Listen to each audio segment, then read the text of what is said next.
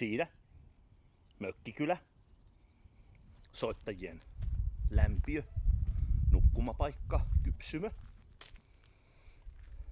Aukeaa keskisuomalainen rantamaisema, laituri, Äänekoski Oy. Kauempana se ei näy, tähän zoomaan hiukan. Äänekoski Oy savut saivat 110 miljoonan tehdaslaajennuksen. Mahtavat nurmikkolatsit. Beachvolley-kenttä siitä myöhemmin heinäkuussa. Itse kartanoravintola tuolla. Tai se mikä ravintola on. Jokuhan se on. Ja itse kivinavetta tuossa.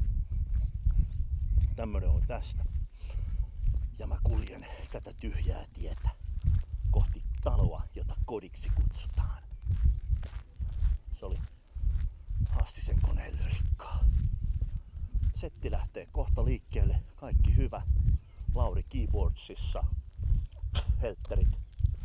Heltterit peesaalee hienosti. Loistava maisema. Tenniskenttä. Andrei Agassi vastaan Ile Nastase aamuyöllä. Tämmöstä. Aika hyvä.